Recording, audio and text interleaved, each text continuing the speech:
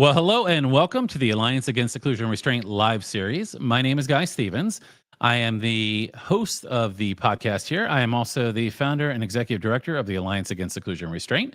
And I am excited to have you here with us today. I was thinking about this the other day. I don't even know how many episodes we have at this point, but it seems like it's probably around 200 or so episodes we've done. So we've been doing this for a while, and it's always a lot of fun to have amazing guests join us and have conversations and share things and have you, our audience, participate in this as well. So thank you for being here today. If you are perhaps joining us for the very first time, and it's always fun to have new listeners, if you're here for the very first time, a little bit about us. The Alliance Against Seclusion and Restraint was formed in, 2019. Time just keeps on ticking by. Initially looking at the issue of restraint and seclusion in schools around the nation. Our mission is really much broader than that. It's not just restraint and seclusion. It's a lot of the punitive and exclusionary discipline, of course, restraint, seclusion, suspension, expulsion, corporal punishment. But even above and beyond that, it's all the things we often do to others in the name of behavior. And our mission is really about informing changes in policy and practice and education and doing things to make a positive difference in the world and make a difference for children, for teachers, for staff, for families, for communities. And we really feel strongly that there are better things that we can do to ultimately change the outcome for a lot of children and a lot of others that really will benefit from that. A little bit more about a couple of announcements here. If you're joining us here for the first time, I do want to encourage you. And in fact, whoever you are, if you're joining us today, let us know in the chat who you are and where you're joining us from. It's always fun for us. It's fun for the guests to see who's on with us live, where you're coming from. We have people from all over the world that will join in for the podcast. We have a lot of people that will watch it later, not while it's on live, but we always have a great group that's on live as well. And if you are on live, let us know in the chat who you are and where you're from. And I do have a couple of announcements that I want to share, a few exciting things going on. I'm going to bring up my screen here. One of the things I wanted to share with you is we've been doing a couple of kind of holiday-related promotions and requests. One of them related to Black Friday, which was just recently here. We actually put on sale, a very special sale, a learning bundle. And if you go to learning.endseclusion.org and you'll see our Black Friday learning bundle, it's actually a bundle that includes two events that we did this year, the Supporting All Brains Conference and the Beyond Behaviorism Conference. Together, those would normally be, I think, $110 or so. We're doing a Black Friday special. It's 75% off. We've never done a special quite that high. And would encourage you. It's I don't even know how many hours of learning it is, but it's a tremendous amount of content. Really encourage you to consider taking advantage of that. Another thing to mention, kind of related to specials, we are doing a Black Friday special as well in our store, and we'll put the link up to that as well. But if you go to our store, we're doing 25% off our merchandise, and that really kind of puts it just a little bit over the costs that this merchandise cost us to produce. And it's a great time. So if you're looking for some Alliance shirts or some of our stickers or other really kind of amazing merchandise that we have, check out the store, and it's a good time to take advantage of a once in a year special that we do. Also want to mention, kind of in the vein of Black Friday and Giving Tuesday, we did put out some requests really related to, if you want to provide some support for our work. We are a very, very small nonprofit. We do rely on donations and other financial support. We even have an option now that enables you to join the Alliance. And when you join the Alliance, you're actually able to make monthly contributions starting at just $5 a month. And a $5 a month contribution means a lot to us. It can really help us to do the work that we're doing and bringing things like our podcast to you. So just want to encourage you, if you're able, consider making either a one-time or a reoccurring donation. It really helps out. And as we're nearing kind of that end of year time frame, it's a good time to think about that end of year giving. So if you want to support our work, I encourage you to check that out. So with all of that said, let's get to why we're really here today. And I'm always excited to have there's so many amazing special guests that we have, and today is no exception. We have Staci and Susan from Making Sense of Autism, and I'm going to bring them up and introduce them here in just a second. But we're going to be having a really interesting conversation and presentation today. So get ready. And again, let us know if you're watching live, who you are and where you're from. And let me go ahead and bring our guest up and do a quick introduction. And there they are. I see Staci and Susan. So let me tell you a little bit about Staci and Susan. Staci Neustadt is the CEO of Making Sense of Autism, is a licensed speech language pathologist with over 20 years experience providing individual and group therapy, training, mentorship, and leadership. In 2019, Staci joined Susan in developing the Neuro-Strengths Based Support for Autism Framework.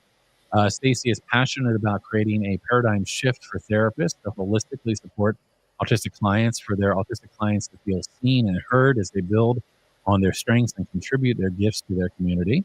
So really excited to have Staci here with us today. And Susan Golubock is a retired occupational therapist and a speech language pathologist and an occupational therapist. Two of my favorite kinds of people, so that's fun. Susan received her master's degree in occupational therapy from Western Michigan University in 1968 and a master's of education degree in special education technology in 1995. She was diagnosed on the autism spectrum in 1999. Most of her career has been spent in school-based practice. Susan has been a keynote speaker and presenter at various conferences. Susan developed the Neuro-Strengths Based Support for Autism Framework, which comes from her personal experience as an autistic individual and professional experience. And this is really where the best things come together when you have that experience, both the lived experience and the professional experience. As an occupational therapist who worked with autistic clients, she grew up trying to be like everyone else. And unfortunately, we still live in a world where sometimes the system is trying to make everyone be like everyone else. And that's why it's great to have approaches like the approach that the two of you have developed here. You have succeeded in masking, but at a cost that of never developing a sense of self, which led to symptoms of post-traumatic stress. And we see that all too often today in so many of the children we support here.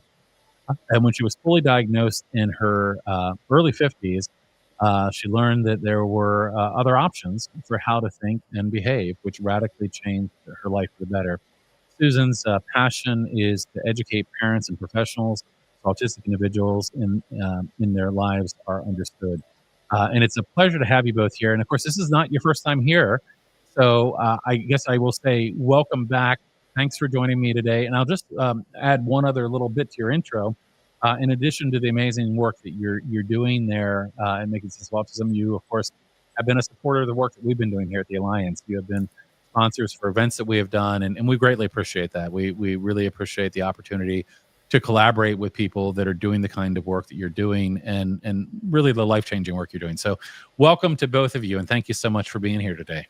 Thank you for having us again. We're excited to be here. We feel very strongly with your mission as well. We definitely see the need to help students feel understood in school as well and change the way that some of the students are treated in school. So that's kind of what we want to talk about today, because there's that mystery behind behaviors where we just want to band-aid things and hope that they get better, but it's not working. Yeah. We spend a lot of time trying to change things that we don't understand, right? So when you focus on the behaviors and you focus on changing the behaviors and not the understanding, you never really get to the proper level of support. And that leads to the things that you were talking about, Susan.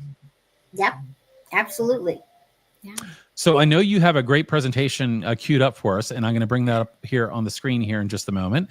I do want to let people know if you're watching live, and again, I will say in the chat, let us know who you are and where you're from.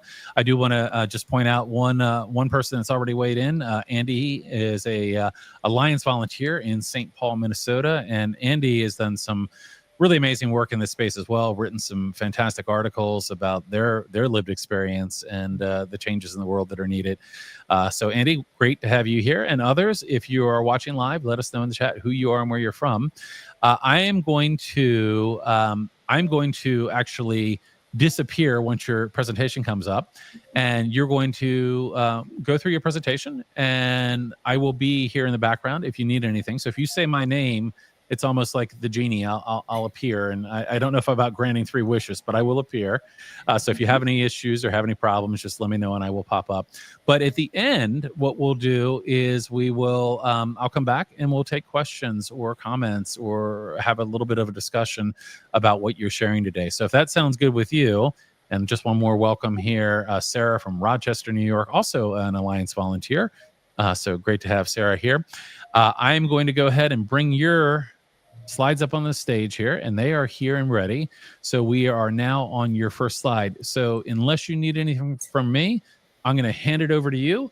And unless I hear my name, you don't have to say it 3 times or anything like that, but I will appear if you need anything. So I will hand it over to you now.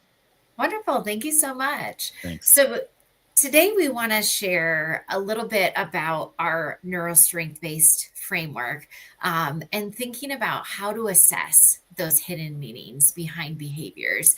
Because as we mentioned before, sometimes it's hard to figure out where is this behavior coming from. But when you assess it through the Neuro-Strengths Based Framework that we have, it really does reduce that stress and increases connection with the individual. So why does this matter?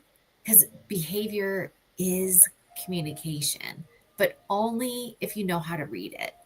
So oftentimes behavior is labeled as non-compliant, avoidant, aggressive, shut down. I often read IEPs and I see these terms in them frequently, but really it actually reflects an unmet sensory, emotional, cognitive, or communication need. And again, what happens is we see this, we label it, we try to band-aid it or try to offer rewards, but we're not meeting the underlying need. So this behavior continues. Go ahead, Sue. So, why should we assess and interpret assessments for autistic individuals differently than we do for typically developing children? I think this cartoon is definitely my favorite, and it says a lot. The cartoon is in front of a variety of animals and non-animals. He says, for a fair selection, everybody here has to take the same exam. So please climb that tree. Now, it's pretty obvious. The fish is going to be the most disadvantaged in climbing the tree. The other ones have their own advantages and disadvantages, but to make an assessment that compares everyone to a standardized norm is doing those that have developed neurotypically differently an unfair advantage. Now, Albert Einstein made the statement, everyone's a genius, but if you judge a fish by its ability to climb a tree, it will live its whole life believing it is stupid. And I will get to that, my personal story, that why I relate so strongly to that. Standardized tests are not normed for the autistic population. And these tools don't align with how the autistic brain accesses, processes, or expresses information. So without an affirming tool or trained observation, we miss the strengths that an autistic has, the potential strengths, things that they want to and are trying to achieve, the barriers that are getting in their way, the triggers that cause them stress.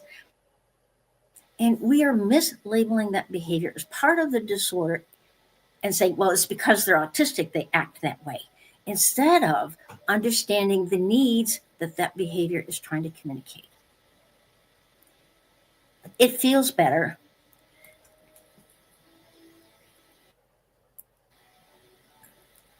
Oh, our lens. Okay, we want to talk about autistic nonverbal communication. And behavior is a form of nonverbal communication. And autistic body language is different, but not absent. People say, oh, it does nothing, or I don't see it. Well, it's because you don't know how to interpret what you are seeing. Autistic use gestures differently. Our movements patterns are different because our bodies don't operate in exactly the same way. Where we fix our gaze when we're looking at things is going to be different than the way typical people would. How we pace ourselves, the tendency to freeze when things become stressful for us, the use of scripts. All of these are it's not that typical people don't do these things, but autistics often do them differently.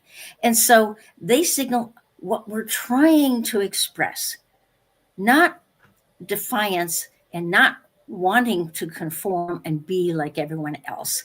That is just who we are and the way our brain works. Autistics use the thinking brain. Research has shown there's a lot of struggle in making connections within the brain. So we have to oftentimes think our way through things that everyone else does easily and automatically, which results in the fact that we're much slower to respond because it takes us longer to process things than the easy automatic responses you're able to give. And yet people interpret it as we're ignoring you. We're not, because we're not responding within the time you expect us to. And when we misinterpret those cues, it accidentally increases the stress on the autistic individual to try to meet our expectations.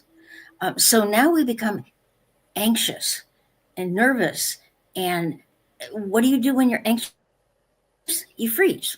Well, so you can see it escalates the whole problem. So instead of responding, now I freeze because I don't know how to respond. I'm not responding within the time. You're getting upset with me.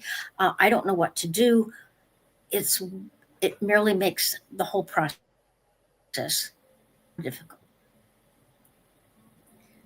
So the real question is, instead of how do we stop this behavior, shift our mindset to what is this behavior protecting the individual from or helping them get?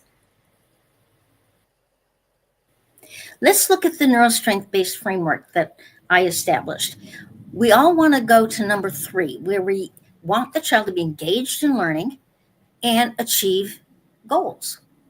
Well, in order to get that, you need to be able to go down to number 1, understanding the individual's needs. And how do you do that? By looking at what their strengths are, what they can do, so that I can build on those strengths. I mean, picking goals from out of the air that have nothing to do with their abilities, their current abilities, creates a lot of stress. Look at their potential strengths, what it is they're trying to accomplish that would be meaningful for them, and working on those as your goals. What about the barriers? Looking at, okay, what's getting in their way in terms of how they process things, the time that it takes them to process. This is understanding the autistic brain and how it functions, and the differences in the way it functions. And also, what is it that you are doing or that's happening around that individual that triggers them to be in a state of anxiety and stress? Because you can't learn when you're in a state of anxiety and stress. So it's important to look at it. And then there's what I call the unready state, i.e., mental fatigue. I've worked my way through this. I just can't think one more second about things. I'm drained. I don't understand what's going on, so I don't know how to meet your expectation because I don't understand the words you're using. I can't visualize it. All of those are unready. I'm just not ready to learn. And if you can't recognize that unready state, then you're going to become upset. You're only going to make them more upset. It's not going to get you what you want, which is engagement and accomplishing goals. So in order to bridge between 1 and 3, you can't implement the supports that would help them get to stage 3 if you don't understand what their needs are to begin with. And we found that through assessing individuals through this lens, the triggers start to go away, or even better, the individual starts to have more self-awareness about the triggers and can advocate for what they need in order to not be triggered. The barriers start to go away because other people start to see, oh, this is the support, this is the accommodation you need to get around this barrier.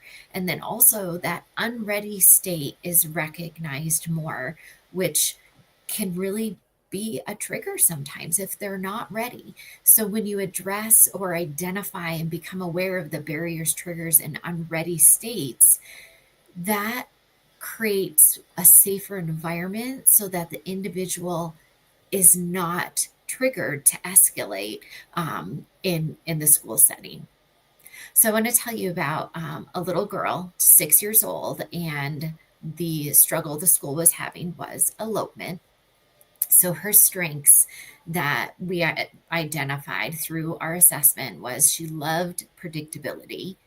And we noticed that because routine, she would kind of create her own routine throughout the day. So it's not like these kids are necessarily saying, yes, I love predictability.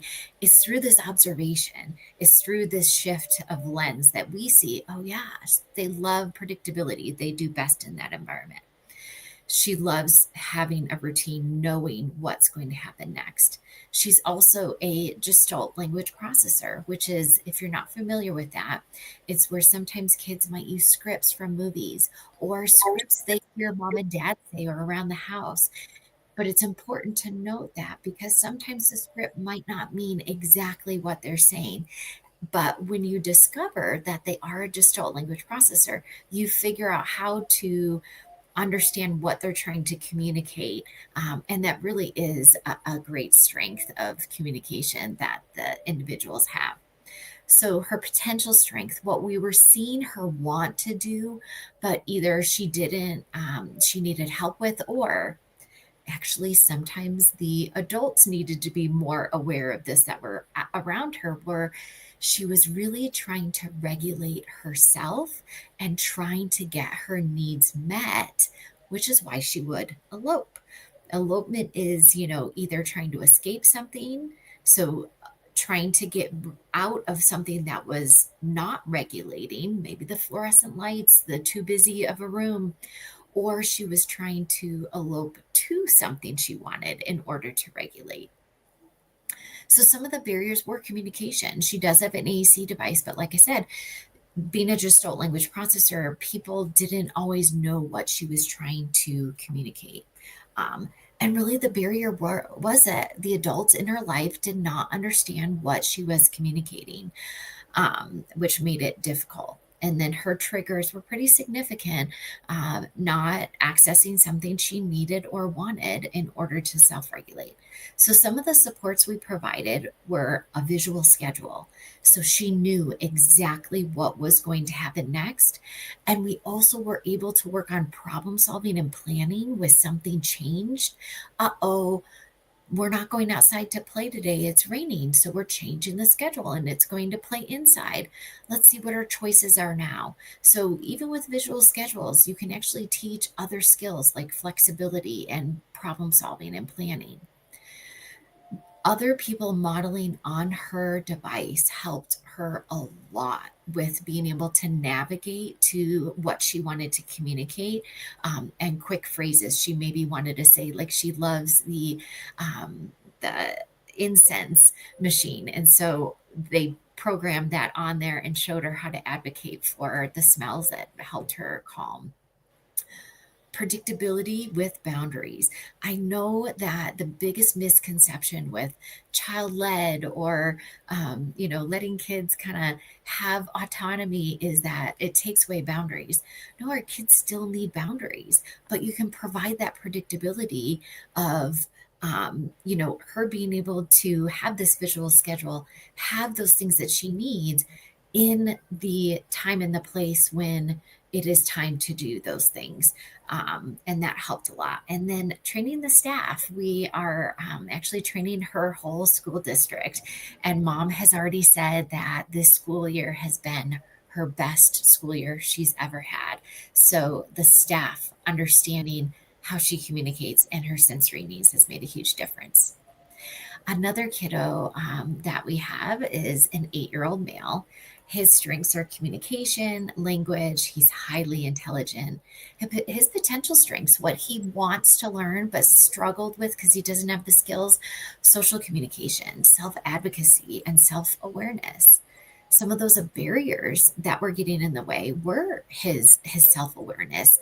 understanding what was triggering him and what kinds of tools made him feel better, what kinds of tools made him feel worse. Some of his triggers were being overwhelmed, if there was new people coming to his house, if there were too many people, and then how to solve problems was very triggering. So the support we provided was our problem solving tool. Problem solving is something that is not used enough. And he's 8, but he actually started learning this skill at 6. I have a 3-year-old I've been working with who will say to his mom, "Mom, we have a problem." You can teach this skill at any age. And what it does is it teaches them how to either ask for help if they need help figuring out solutions, or it helps them come up with solutions on their own so they don't escalate when a problem happens. Give and take, that idea of a balanced relationship. I give you what you need, you give me what I need. And that relationship goes back and forth. And then the interception, that self-awareness of what is triggering him. What does that feel like in his body when he is triggered? And what makes his body feel better? And again, just his family and everyone understanding how his brain works. And it really has been amazing for this little guy. And don't get me wrong, he has aggression still. He actually recently had an event where unfortunately he was suspended, but the problem wasn't him. It was the people around him. Holidays are very triggering. It is overwhelming. And they were just pushing and pushing and pushing, and it triggered him. And so again, sometimes it's not the individual, it is us. So why the old models fail?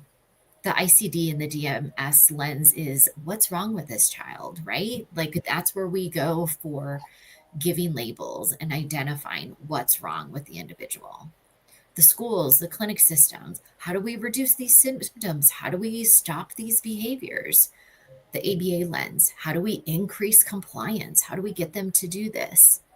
But our lens is how do we understand the brain and reduce the stress so communication becomes possible? I'll have Sue share a story. Now, this is where I want to tell you my story. I grew up with very protective parents. They knew I was different.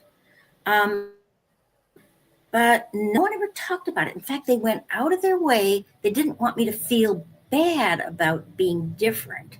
So they thought if they treated me like everyone else, that I don't know whether they thought no one else would notice I'm different. But they went out of their way to treat me like everyone else.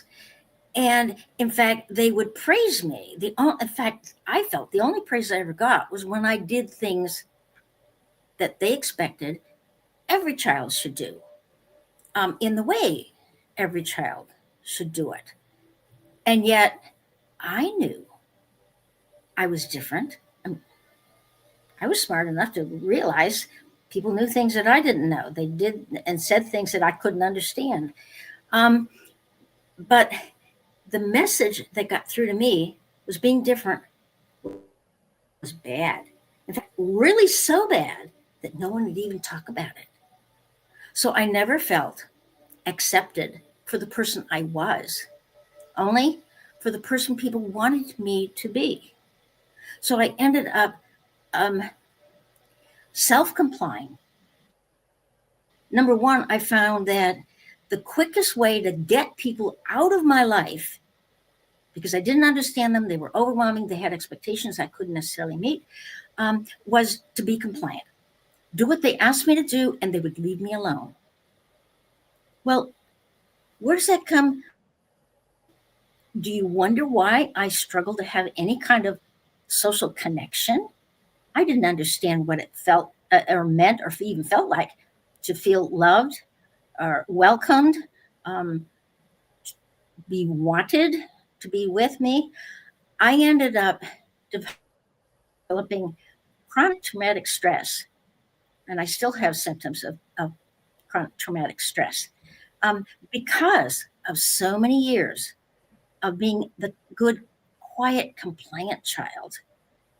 And yet everyone thought, oh, yeah, she's such a good child. And yet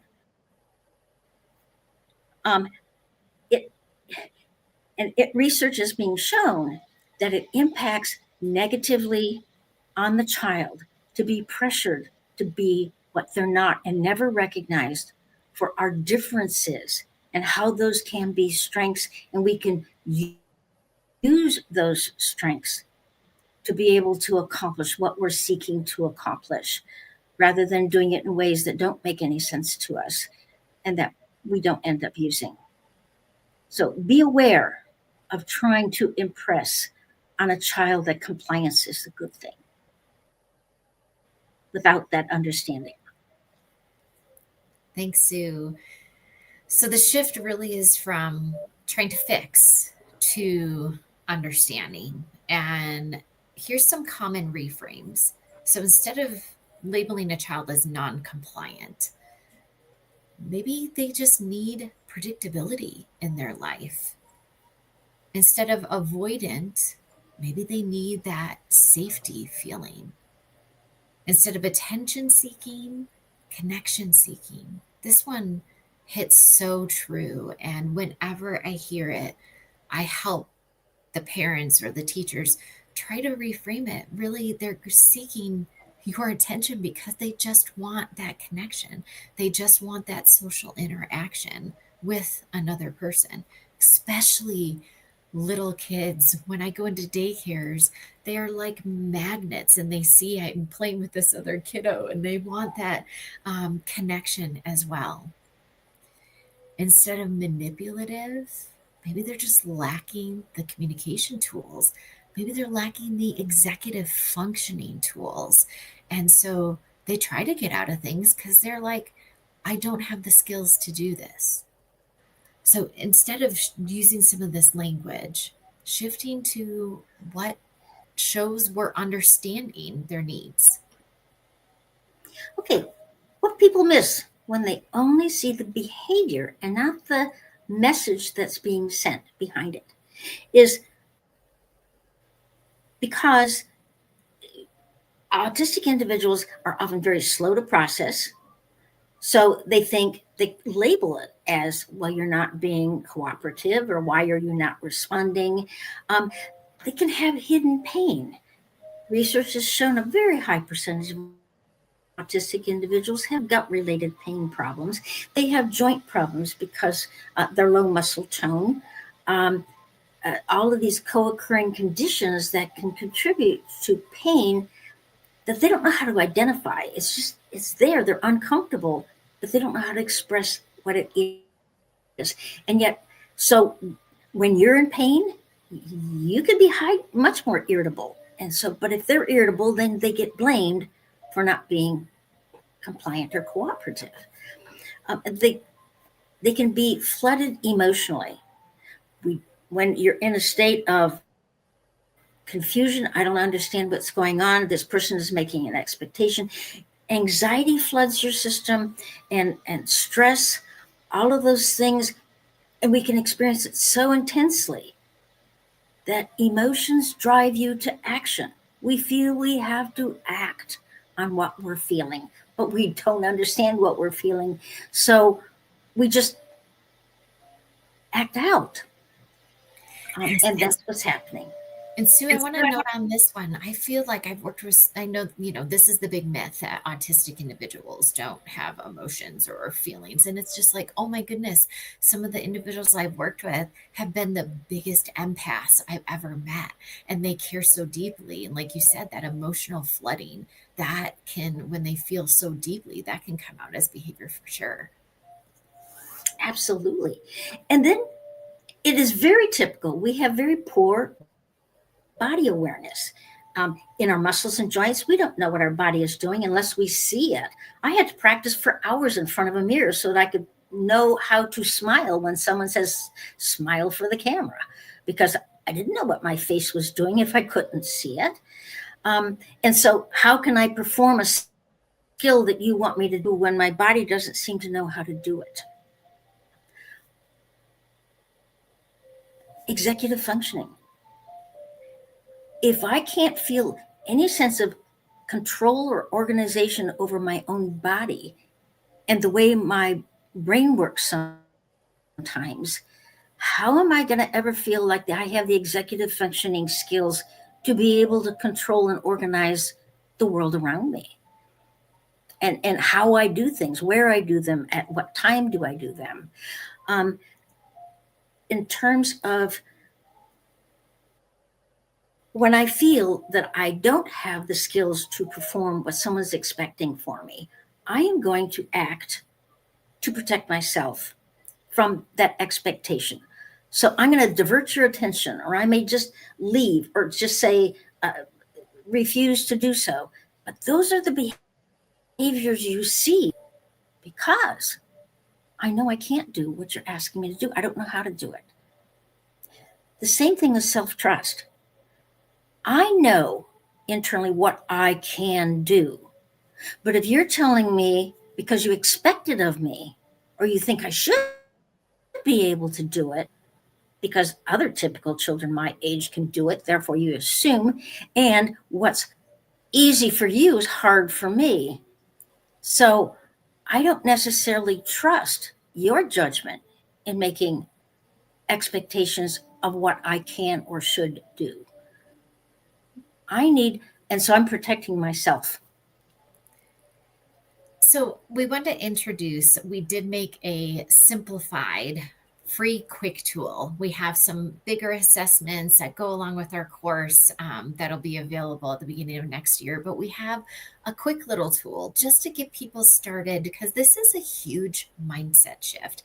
And it's called the Strengths, Stressors, and Support Quick Assessment. And what it does is it helps you identify the strengths that maybe you're missing.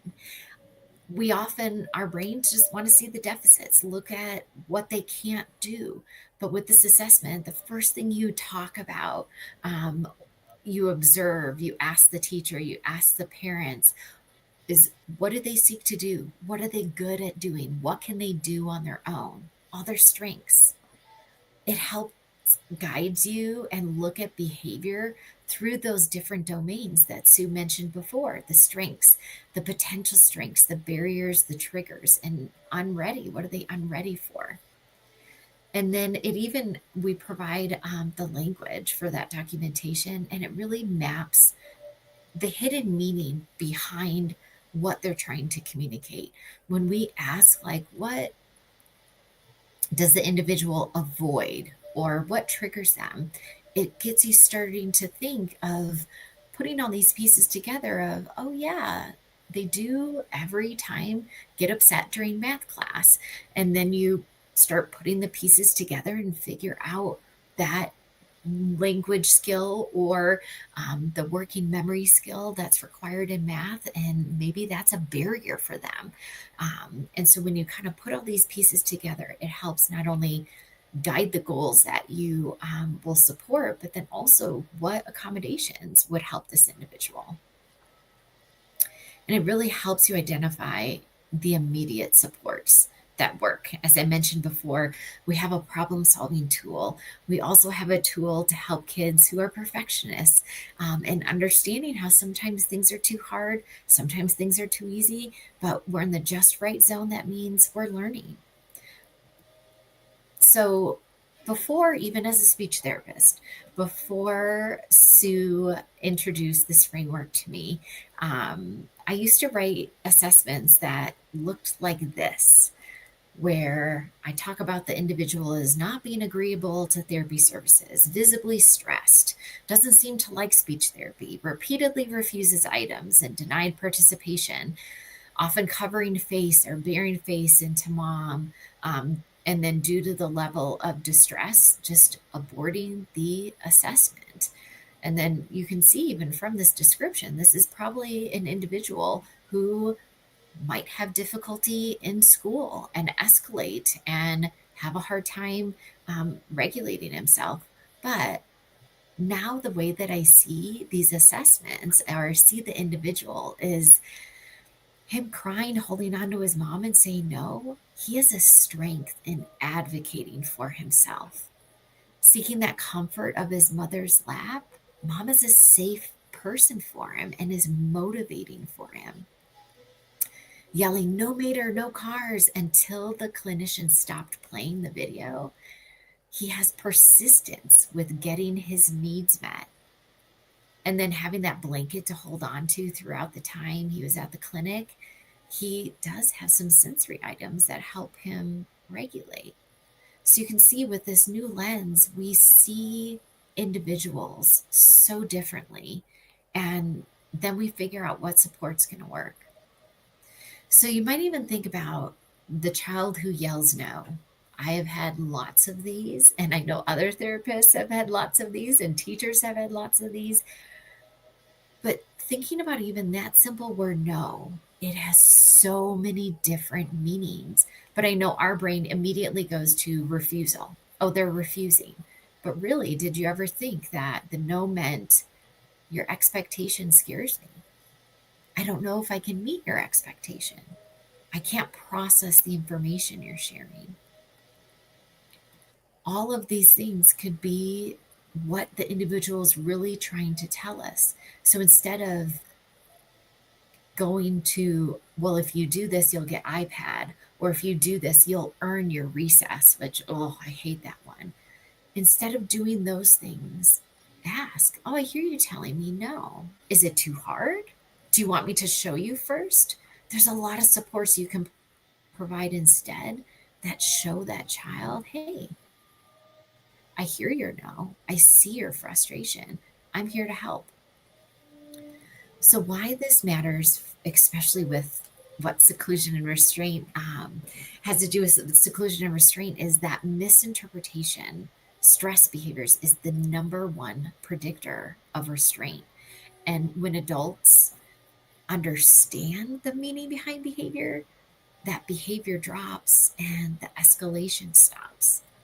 So understanding prevents trauma, both for the staff and the youth. You think about the trauma that seclusion and restraint causes for kids and for the staff.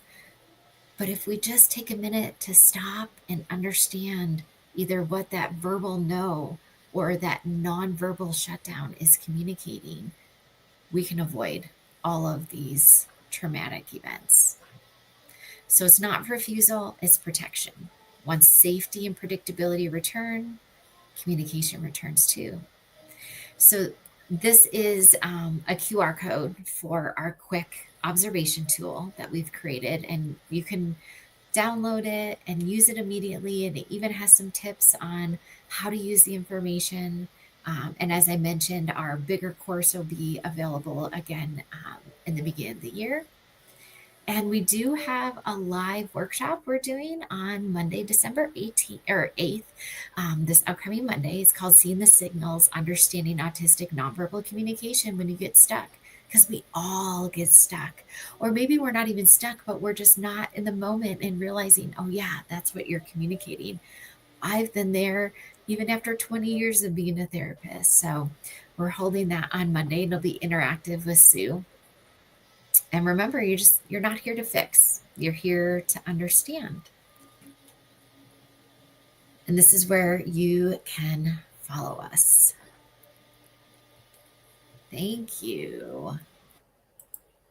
Oops, and I'm back. Yay. Thank you so much. So always appreciate you sharing your work and all the things you're doing. And appreciate the connection as well between the things that we really share in common, which there is a lot of. As I was listening to this, I was, occasionally jotting down a couple of notes, with just a couple of thoughts that were crossing my mind as you were sharing all of this, and a random quote as well. There was just a quote every once in a while that really stuck out to me.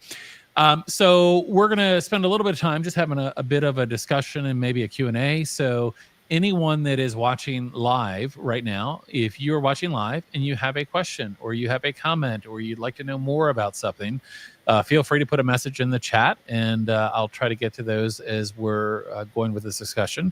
But let me just start with a couple of the things that I've made note of. And I guess initially I just want to start by saying that, there's so much of what you say that, and I think this is probably why we've collaborated in the past, but there's so much of what you do and what you teach and what you believe that really is very similar to the things that we talk about a lot, which is, kind of moving beyond the demands for compliance. And I mean, I'm a big believer that there's a lot of harm that is done in the name of compliance. But we also talk about, you were talking in one of the later slides there about how misinterpretation is the number one predictor of restraint and seclusion. And, I say it a little differently, but it's really the same thing, which is, kids that are misunderstood, being misunderstood is one of the greatest things that leads to restraint, seclusion, suspension, expulsion, corporal punishment. So many things come from kids that are misunderstood. And of course, we know there are certain children that are far more likely to be misunderstood.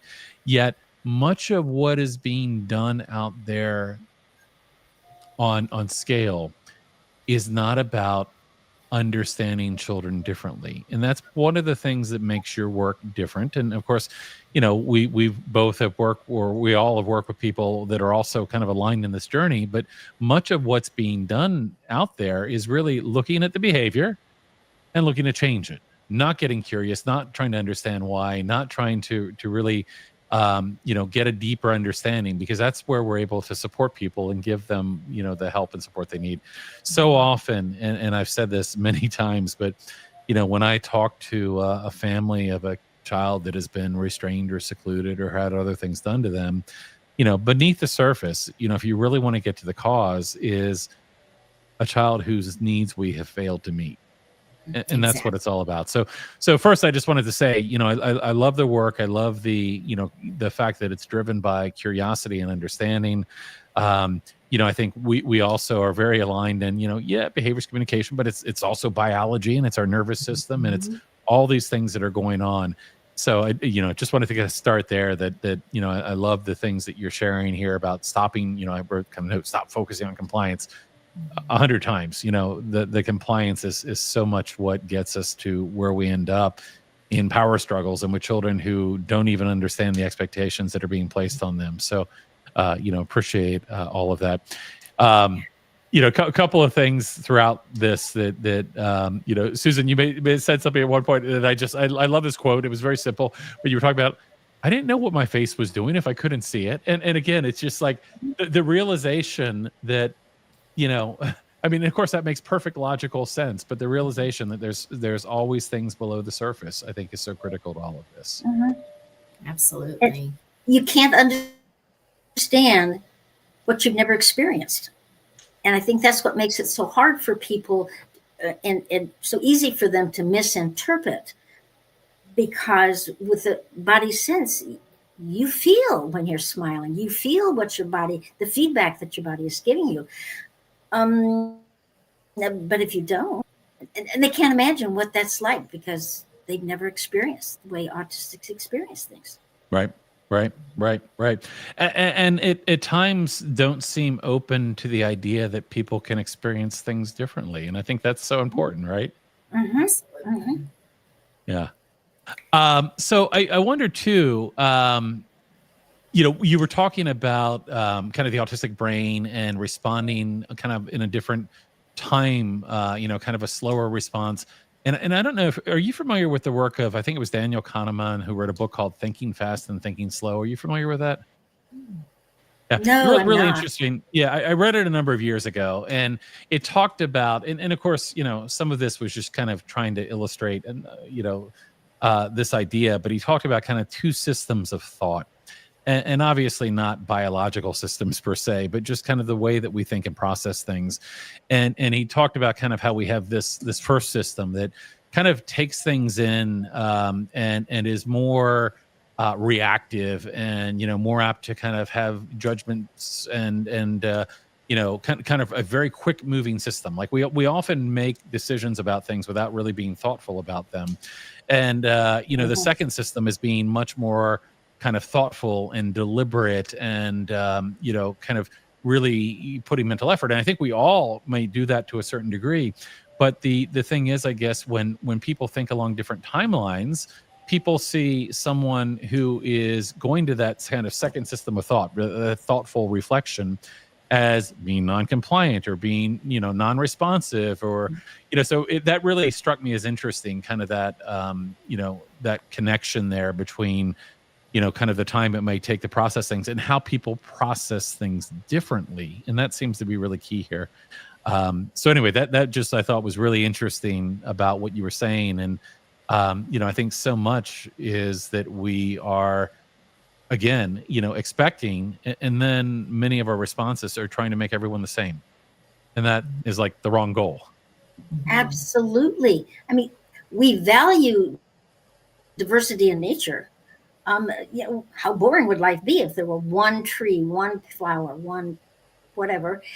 And yet conformity seems to be the driving force for our expectations of ourselves as humans. Right. And it doesn't make any sense, because if we all knew exactly the same thing, did things in the same way, we wouldn't need each other. Right. But we need each other because of our differences. We can help and support each other in ways in which, so it doesn't make, it's very illogical. Yeah. Absolutely. So I have a comment or / question that I want to bring up from a listener, and that is, we hear a lot of people use the phrase maladaptive behaviors, maladaptive verbals. We've encouraged concerning or interfering. Do you have any other suggestions? And obviously, the words that people use mean a lot. And the thing that always gets to me is that the words that people use are often inferring intent where there is none. So I'm kind of curious, what's your thought on that? Somebody using a term like maladaptive behavior. Do you have recommendations or thoughts? I'm going to say people tend to label behaviors as well. If we understand the behavior and the labels implies there's an understanding, such as the pathological pervasive demand avoidance. And I've had autistics that embrace that. Oh yeah, that's me. And it's like, excuse me, that is highly negative in terms of that you're demanding avoidance. Most autistics say, no, it's a demand for autonomy. We are standing up for ourselves. That's the positive side of it. So labeling something maladaptive, no, it's differently expressed. But does that make it maladaptive when it isn't conforming to the norm or the expectation that people have? And so, yes, we need to switch the language we use to describe that behavior we're seeing, because then we tend to fix things that sound, if they're negative, they need to be fixed to be positive. Right. If we start with positive, we're not going to try to fix something that's positive. We're going to work with something that's positive. Yeah, I've long been a fan of kind of the social model of disability versus the medical model of disability. Of course, the medical model looks at things through that lens of deficit, disorder, dysfunction. What is wrong with somebody? How are they different from the typical?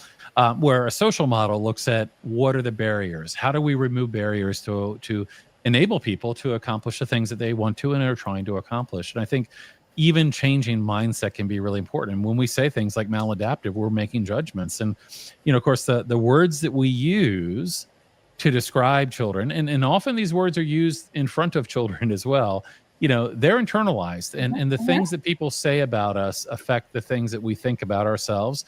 They affect our own actions as well. So there's a feedback loop that happens, I think, when we use language to describe people. I mean, what I'd love to do is have people shift into thinking about curiosity rather than thinking about the behaviors as maladaptive behaviors. That's behavior that makes me really curious. Let's go learn something. That's behavior that makes me want to understand the deeper why of what's going on. Let's reframe some of these things away from looking at the problem to trying to understand, what's going on beneath the surface and how do we support that? Yeah. And I think even, I know, Catherine, you mentioned switching it to concerning and interfering. That is really the same. Like I was saying, it's still describing the behavior. So we don't want to describe the behavior. We want to describe maybe even what is that individual trying to achieve? Is he trying to escape the classroom? Well, then we look at, okay, if he's trying to escape the classroom, what need or what's overloading in the classroom, or what need is he trying to go get? So it would be more looking at what's behind the behavior. So Right, not right. describing the behavior, describe this individual's strengths. And then really what you're going to describe is the supports. Maybe they're escaping out of the classroom because they are overwhelmed and they need sensory breaks, or they need, walks in the halls. So I would describe it that way. Describe it as what the individual needs, because then think about it. Someone's going to pick up that IEP and they're not going to be like, oh, great, this kiddo is going to be hard. They're going to be like, oh, they need walks in the hall when they transition between classes, or when they transition between tables or whatever. So I would describe it more as the need the individual needs versus the behavior that you're seeing. Yeah. Yeah. There's a lot of words that people use. And, I'm not a fan of, misbehavior or, bad behavior or any of that. I mean, it's to me, even things like, concerning behaviors of concern, or, whatever they may be, even that I think is kind of missing, that very often these are more than anything stress responses. Like, it's an internal stress response to something that has kind of dysregulated that person's nervous system.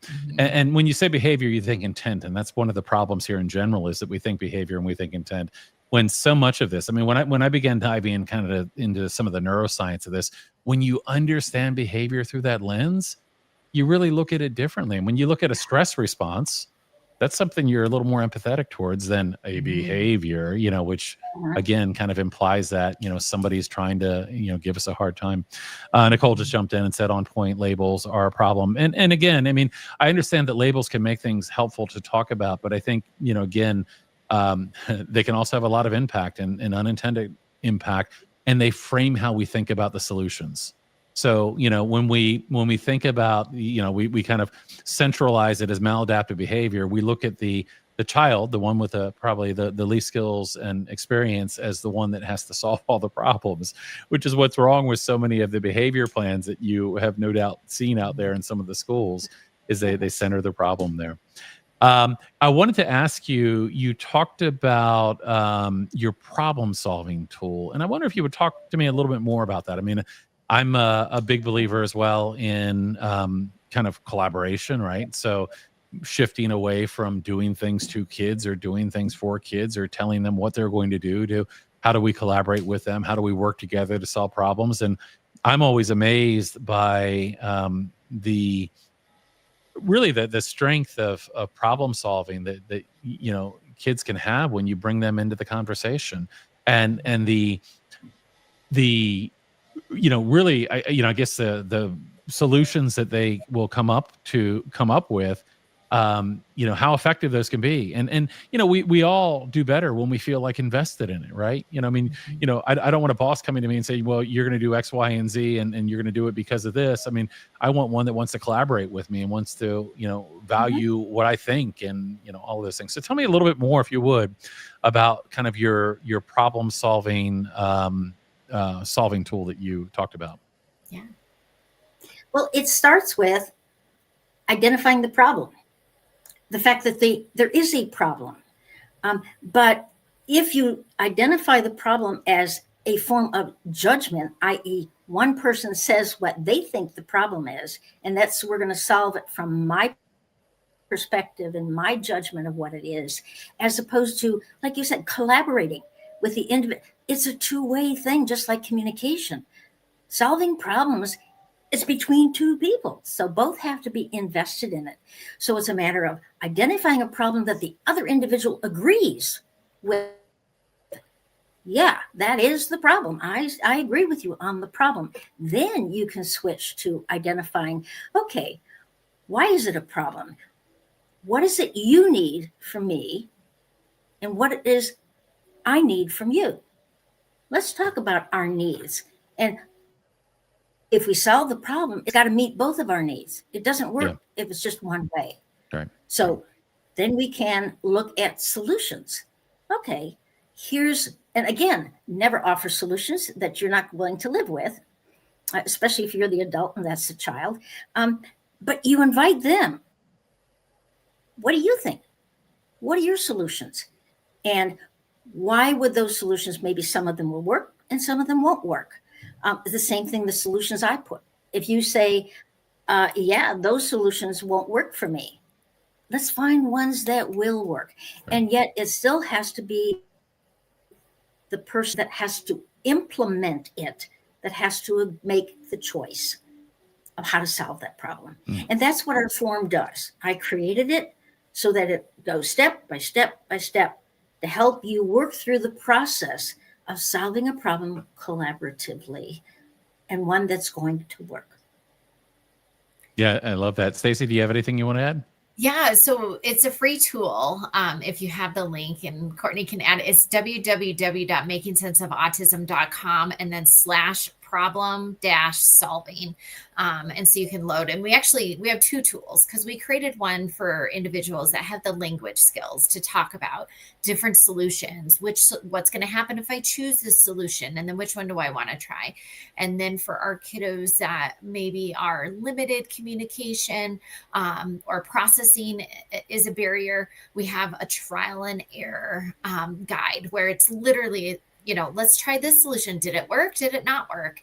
And kind of that simple interaction. But I have to say, it is by far my most used tool that I use in every single session. Not even necessarily as a visual, because I'm so used to it now. I'm like, we have a problem. Should we do this? Does it work? Doesn't work? And it helps just kind of that, talking about that nervous system. It just helps bring that calmness, because it's like, okay, I've got a solution. Collaboration builds connection and trust. Yeah. And connection and trust leads to safety, and safety leads to thinking, logical, rational brain, and problem solving, right? So, I mean, all of these things, when you invite kids into that problem solving process, I think it's so very powerful. So let me ask you two questions. I'd love to hear your thoughts on this. One, how do you help adults shift away from unilateral problem solving, which is what adults tend to do? Adults tend to think, okay, well, how about this solution, or how about that solution? And I think that's really important. So let me pause there. That's question number one. I've got another one for you, but how do you help the adults kind of shift away from that idea of being the problem solver? Because we love to solve problems, but we often aren't listening enough when we do it. So what are some of the things that you do to help encourage adults to really listen and let the child take some lead in that problem solving process? So first, actually, we did this yesterday with the district we're training. We explicitly teach them, and they're like, oh yeah, that's right. Step one is, what does the child need? What are they saying they need in this moment? Which we talked about today. Number two, what do you need in this moment? And then how are we going to problem solve and work together? And that works really good in those behavior moments.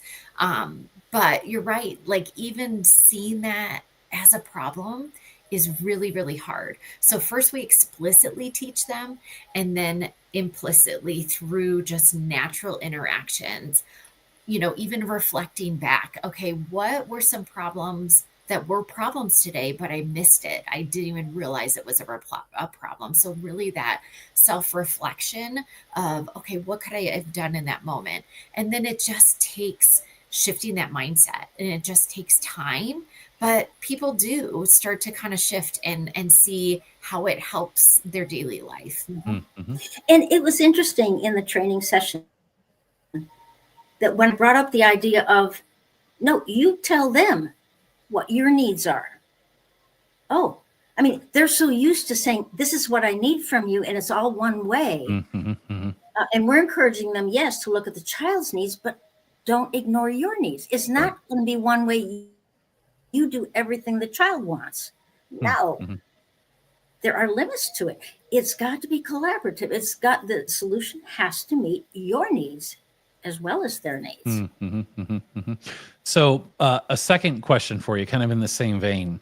And I think you both know well, because you were a sponsor of our Beyond Behaviorism conference, how I feel about a lot of the traditional approaches around behavior. A lot of them are very steeped in, rewards and consequences, and all of which in my mind is, faulty, because it's assuming intent. It's assuming that everything beneath the behavior is intent. And if you only had the right little thing that we could dangle in front of you, you would be able to meet the demand or have the skill or whatever the case may be. And that's so common, but I think really misguided. So my question for you is that a lot of the children that you support, when you go into school, you might be going into a place where they have well-intentioned programs there to provide, tiger bucks or husky bucks or whatever kind of bucks and incentives and all of these things to try to, get the behavior that they're after, that in my opinion are often not really meeting the need. But what this does is it creates the expectation for the child. So when a child begins to problem solve, they may think about what they know. What have they been offered before? So they might automatically say, well, gee, if I had this reward, or if I had this, or maybe if you did this for me, or maybe if you took away this, the child may think about solutions that have been used unsuccessfully previously, because that's what they've been introduced to from adults. So how do you help encourage children to really think about solutions that aren't necessarily the same solutions that have failed them up until this point? Because, for them, it may be entirely new because all they can think of is, gee, well, maybe if you gave me this, maybe if you gave me that, maybe that would do it. So how do you do that? I mean, I'm curious, and I live my own journey in that as well. And, I saw the downside of like the chronic rewards. I mean, I remember with my son at one point, like we'd go do something. Do I get a prize for that? Well, no. But that's what we do. So Sue, tell me, how do you help kids figure out how to advocate for things other than the things that they often are being told that are the rewards or the consequences they've been given historically? Well, when I offer solutions to the problems, my perspective on what would work, I never offer those things. Right. And if they ask for them, I'll say, well, that doesn't make sense to me, because then you'll think everything needs a reward. So no, I can't offer you that. Right. Yeah, maybe even asking the question of, well, would a cookie really help you to be able to do that? Or is there something else you need to be able to do that? Maybe just again, I'm a big believer in curiosity. I think curiosity goes so far. And I'm also a believer in simple approaches like, the 5 whys, like ask, well, why do you think a cookie would help? What is it? Oh, and why do you think, and you continue to ask those questions. And sometimes people begin to find their own way through this. And even kids will be like, oh, well, gee, maybe that isn't the answer. But again, we're so conditioned sometimes to, well, these are the things that have been done. Staci, what are your thoughts? Well, I was going to say, this is why in our framework, we focus on strengths, and we encourage people to incorporate strengths into the skill. If the skill is math and they have dinosaurs, use dinosaurs for every math activity. Right. It's when you incorporate the strengths, you don't need a little dangle, because they're like, ooh, cool. This is my favorite. I do want to do this. I do want to get better at this skill. And so we take away the whole need for rewards with this framework. And I would say, even beyond the strengths, incorporate what's really meaningful here. Incorporate the connection, incorporate the genuine connection and relationship, and all of that. I mean, that's where real change happens, right? And it's not, I always hate terms like therapeutic rapport. It's not creating something that's not sincere and genuine. I mean, it really, with kids, I mean, it has to be genuine. I mean, Sue, I'm sure you could talk about this, but I mean, I think about a lot of the neurodivergent, children that I know, and they will see right through insincerity. It really has to be that. And we all do all of our best for the people that we're connected to, the people we care about. And, developing those relationships can go so far in a lot of this work, I think. Absolutely. Yeah. So we are about reaching the end of our time. And anybody, if you have any final questions, feel free to put those in the chat. We did have a thank you here. Thank you for your responses. Appreciate guidance. Okay. Stress response and curiosity rather than being labeled. And thank you for the question as well. Anybody has any final questions, feel free to put those in the chat, and we'll get to kind of our last question here shortly.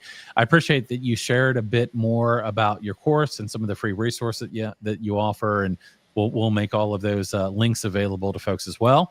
And of course, if people are interested in learning more about your work, where can they reach out and where can they find you or connect with you? If they're a school interested in some training or an individual, what's the best way for people to connect with you?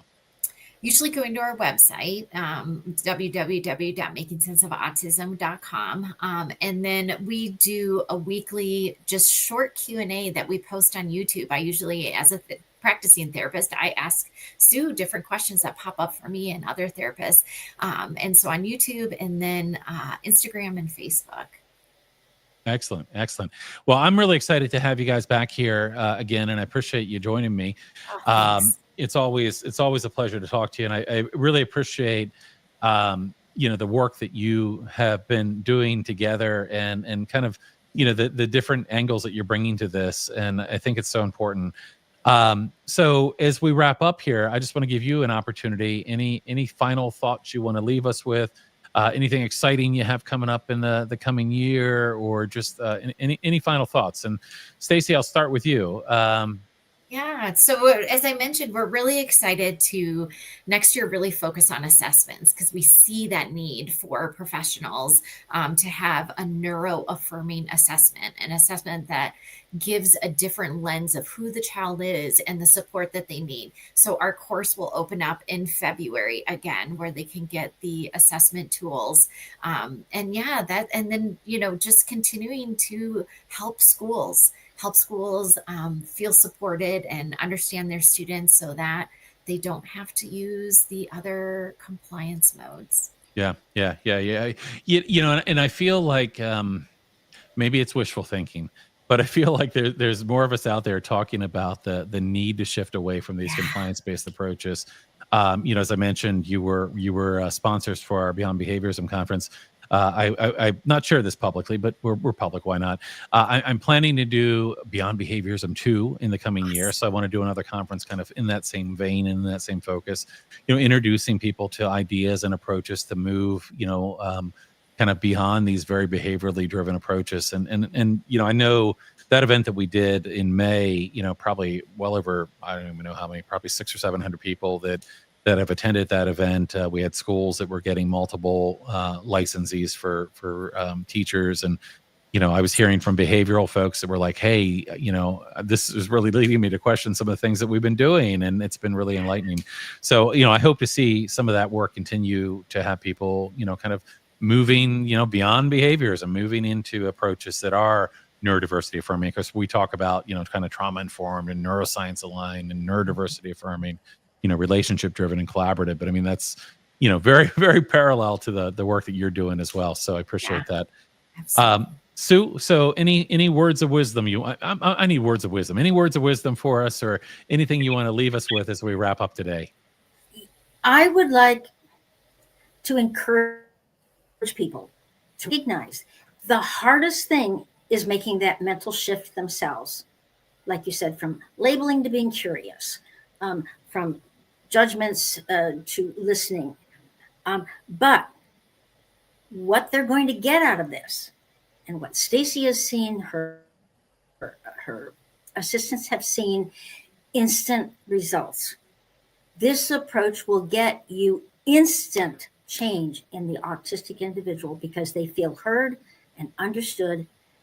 And as Staci has pointed out, she mentioned to a new client, an adolescent, saying that, okay, here's what I want to know from you. This is what I want to learn about you. And her instant change was like, you get me. You get me. And she was dying to work with her. And the kids, I adored the kids, and they adored working with me because I listened to them. And you're going to see instant change with this approach. Yeah, love it. Yeah, and the change is, it's relocating this, right? The change is not starting with the child. The change is starting with the adult mindset. Right. And you kind of said that, making that shift. And I'll take it one step further and say, it seems like when you make that shift, you can't unmake it. Once you see the world differently and you see it through this lens, it really changes everything. And it starts with you. And not to say that you'll be perfect if you start on this journey and you begin to see some of these things. Trust me, I have my own stress responses that come out of nowhere sometimes. But at the same time, when you go on this journey and you're led by curiosity, I think it can make all the difference in the world. And it really can lead to such different outcomes for kids who are chronically misunderstood and whose outcomes can be really very sad if things do not change. And I appreciate both of you. I appreciate the work you do. It's been great to connect with you and have you be part of some of the things that we've done. And I think there'll be more opportunities. We're planning for the conference coming up this year, probably an open RFP process. So we'll be looking for some talks. So I'll plant that seed now. Sure. So, if you're interested. And, thank you both for all that you do and sharing, your journey. Sue, I always find kind of your personal journey, really impactful. And, I think,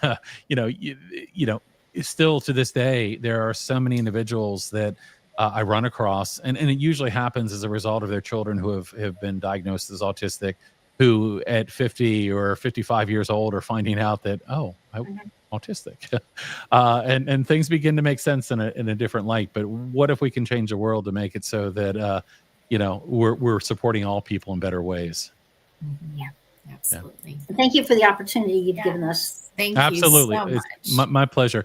So we're going to wrap up here. And again, all of those that joined us here live today, I want to thank you for being here with us. It means a lot when you join us. And of course, we encourage you, share these conversations. These are available on the platforms you watch them. We have the podcast audio version available. Share them with your colleagues, share them with other families. That's how change happens. We find these things and we share them and we can really affect some change. So if you will join me in saying goodbye to our audience here, I'm going to ask you both to stick around for a moment. And I want to thank you behind the curtain here. But thank you all for being here today. We will see you again, I think, in another 2 weeks. And thank you so